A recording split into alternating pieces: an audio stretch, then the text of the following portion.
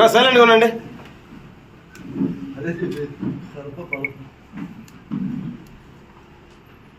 నీ మాట తప్ప ఎవరు మాట కూర్చోండి, దయచేసి కూర్చోండి, కూర్చోండి, ఇబ్బంది లేకుండా కూర్చోండి. సినిమా కూర్చొని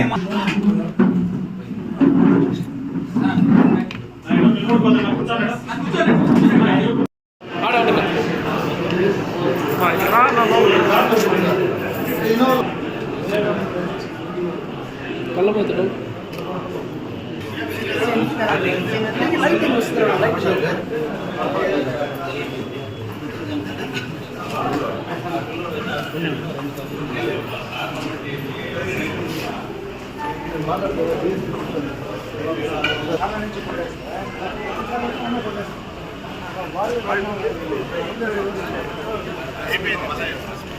నిమిషం మాట్లాడు.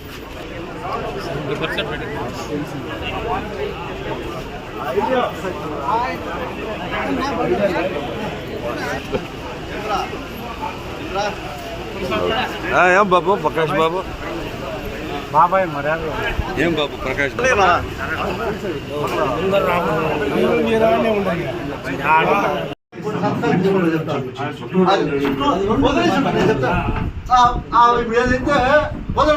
పబ్లికే వచ్చింటారు సార్, మాకేం అబ్జెక్షన్ లేదు చెప్పేది.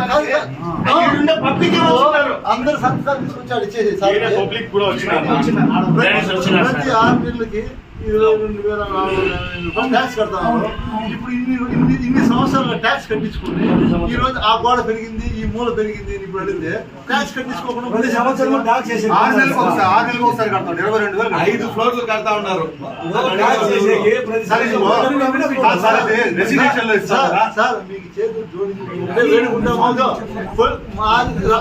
రాజకీయంగా మాకి 1,00,000 ఉంటాయి. మేము తప్పు చేస్తే వాళ్ళు నిరూపించింది, వాళ్ళు చేసిన తప్పులు ఏమంటే మేము నిరూపిస్తాం. కాబట్టి వ్యక్తిగతంగా దయచేసి మీ అధికారులు మా వాళ్ళ జోలికి రావద్దండి. దయచేసి మా వాళ్ళు ఆయన ఇల్లు కట్టుకోవాలి. ఆయన ఒకటే మీకు అందరికీ తెలియాల్సిన విషయం ఏమంటే, రోడ్ వైడనింగ్ ఉండే స్థలంలో రోడ్ వైడనింగ్ ఉంది. మీరు చెక్ చేసుకోండి. ఏదైతే టౌన్ ప్లానింగ్ మీ దగ్గర ప్లానింగ్ ఉంది, ఆ ప్లానింగ్ అథారిటీ తెప్పించుకొని రోడ్ వైడనింగ్ ఉంది. ఆ రోడ్ వైడనింగ్లో షాపింగ్ కాంప్లెక్స్ కడతామన్నారు. ఆయన అబ్జెక్షన్ చేసినాడని చెప్పి హేమంత్ రెడ్డి అబ్జెక్షన్ చేసినాడని మరి ఎందుకు కోర్టు స్టే ఇచ్చింది? అంటే మనం ఎవరికైనా కోచ్ ముందు ఫస్ట్ తెలుసుకోవడానికి మరి విషయాలను తెలుసుకోవడానికి కౌంటర్ అఫిడవిట్ ఫైల్ చేస్తారు అట్లా అని చెప్పి వ్యక్తిగతంగా ఫైల్ చేయాలి కాబట్టి ఇస్తారు. అంటే ఇప్పుడు వ్యక్తిగతంగా పోవడం తప్పు కదా. నాగమంగళం నుంచి గంటాపూర్ వరకు ఇప్పుడు ఏం ముందే ఎవరెవరు వైలేషన్ ఉందో అందరితో డిమాండ్ చేయండి. మాది కూడా చేద్దాం. అదే చెప్తున్నారు కదా స్టేట్ హైవేస్ వాళ్ళు అడిగాము, మీరు ఇప్పుడు చెప్పారు కదా స్టేట్ హైవేస్ వాళ్ళు ఆ ఏమన్నారంటే, డాక్యుమెంట్ ఇవ్వట్లా, ఓవరాల్ గా చెప్తున్నారు అంతే. ఓవరాల్ గా మనం కన్సిడర్ చేయకూడదు ఎప్పటికీ. వాళ్ళు చెప్పింది ఇప్పటికి ఇప్పుడు వైడింగ్ లేదు అని చెప్పారు. వైడింగ్ లేకపోతే 100 మీటర్ రోడ్ అనేది కన్ఫర్మ్ ఇది ప్రజాధనాన్ని మనం మనకి అవకాశం వచ్చినప్పుడు దుర్వినియోగం చేయకూడదు అనేది మా ఆలోచన. ప్రజాధనం కదా అది. రేపు కట్టేస్తారు, కట్టిన తర్వాత రోడ్డు కొట్టాలంటే మళ్ళీ కొట్టేస్తారు. అంటే డబ్బులు ప్రజలదే, పగలు కొట్టేది మళ్ళీ నష్టం జరిగేది ప్రజలకే కదా. కాబట్టి మేము ఇంకా ప్రజలకు మంచి జరగాలని ఆలోచిస్తున్నాం తప్ప ఎక్కడా ప్రజలకు చెడ్డ జరగాలని ఆలోచించలేదు. అలాంటి ఆయనకి ఈయనకి ఇప్పుడు ఈయనకి ఎవరైతే యాక్టివ్గా ఉన్నారో వాళ్ళ మీద వాళ్ళు ఏమీ చేయలేక మీ చేతికి కట్టించి మీ మీద యుద్ధం చేయమంటారు వాళ్ళు. సార్ ఏమో చెప్తాను.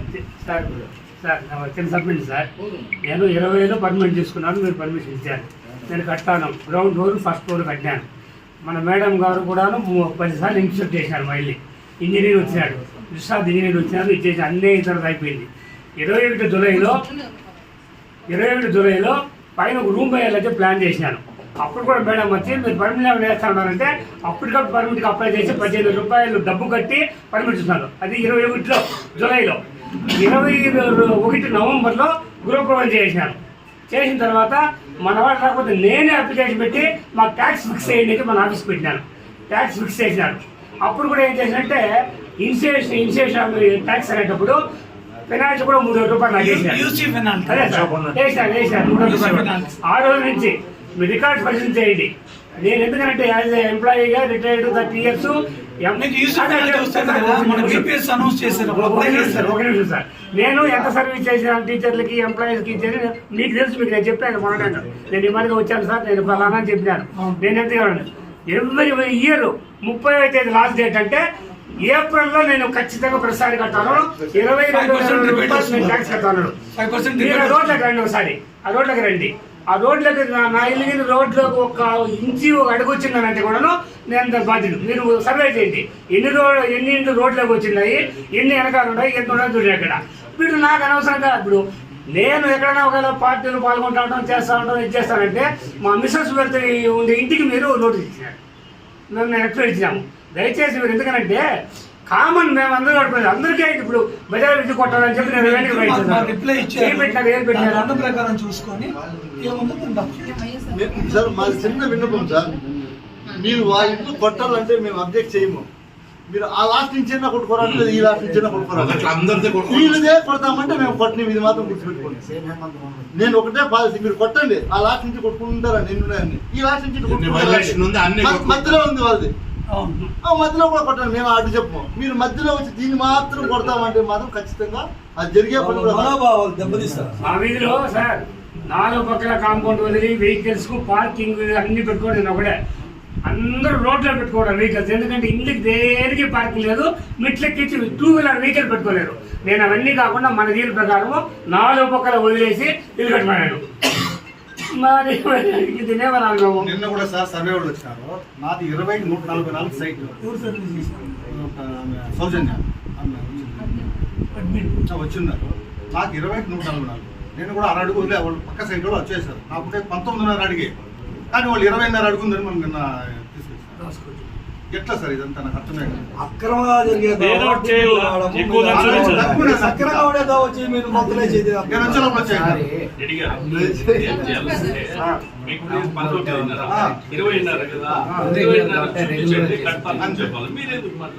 చెప్పాలి కదా, చెప్తాం. హైదరాబాద్ లో హైదరాబాద్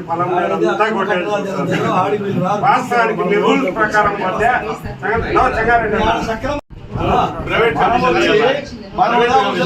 చేసి ఆ రోజు టీపీఓ గారిని కమిషనర్ గారిని పిలిస్తే వీళ్ళు రారు. నిజమైన ఎక్కడైతే ఉంటాయో అక్కడికి రారు. మీరు ఎవరైతే నిజంగా కట్టుకోరో వాళ్ళ దగ్గర పరిగెత్తారు.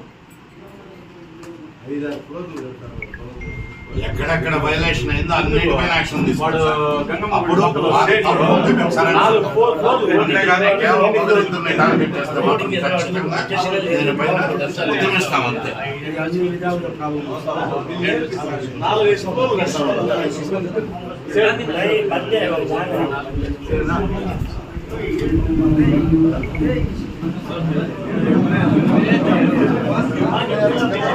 లక్షల్లో ఏమంటే నోటీస్ ఇచ్చేమో ఈ కమిషనర్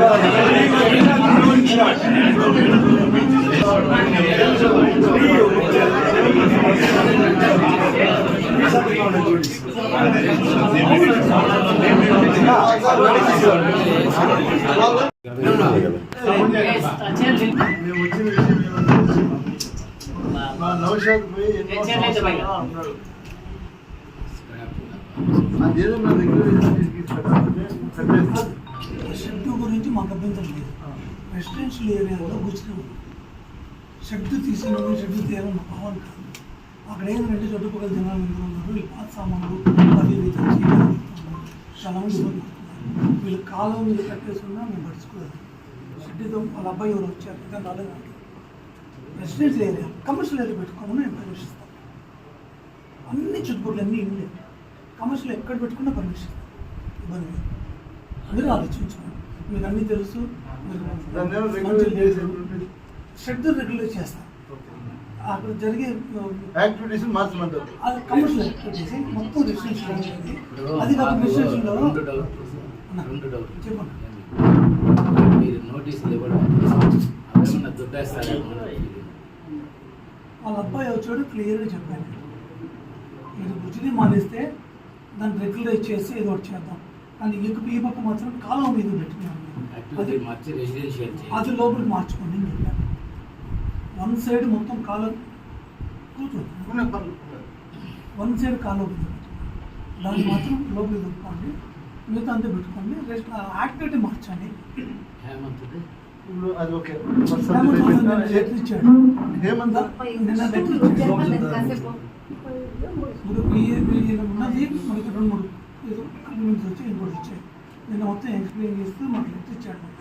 రిక్వెస్ట్ ఇచ్చాడు. మా సమక్షంలో మెజర్మెంట్ చేయాలి, మా సమక్షంలో ఇది చేయాలని ఇచ్చారు. దాన్ని బట్టి అదే మర్చిపోతాం మాట్లాడుతున్నాం. ఇబ్బంది చెప్తాను తప్పు అనుకోవద్దు.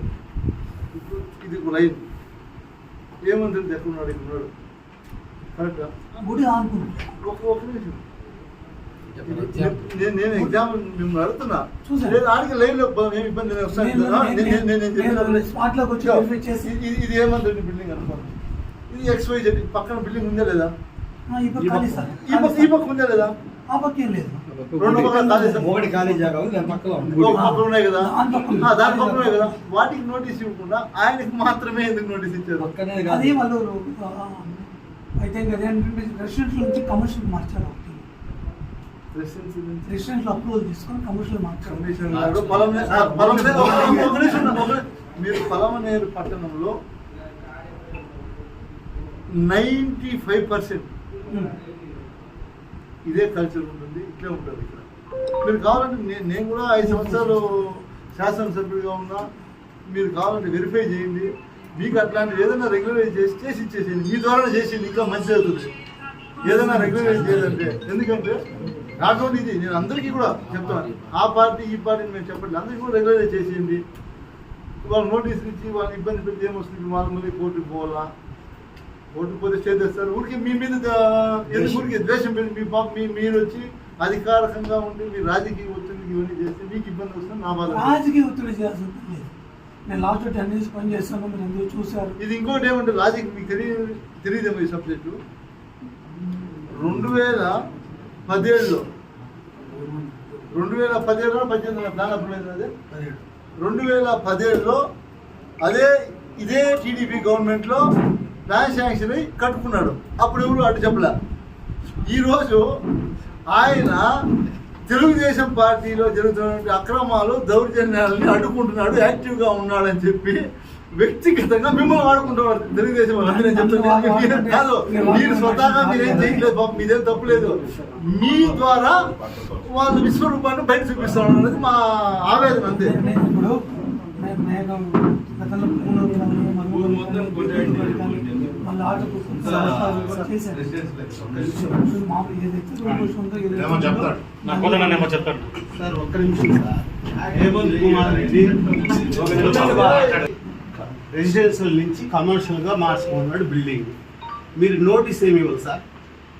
మీరు నోటీస్ ఏమి ఇవ్వాలి? అదే ఇచ్చాం.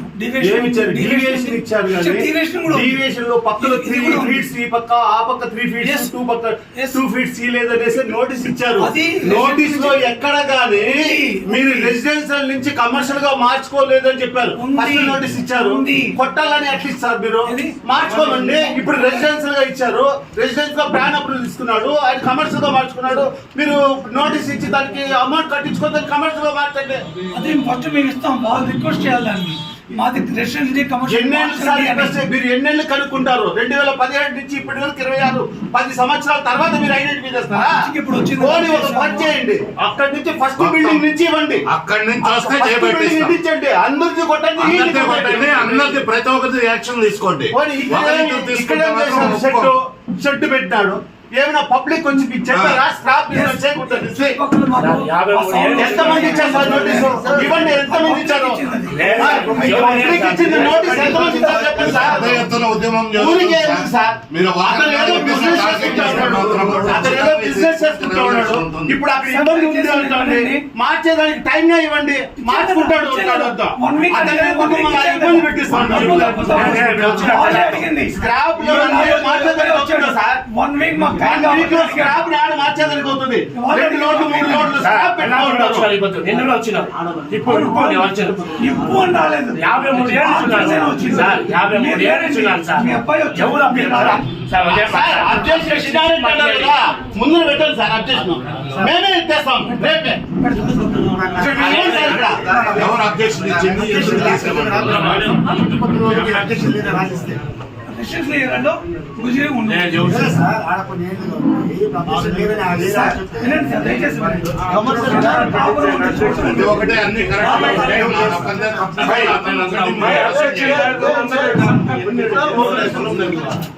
ఒక నిమిషం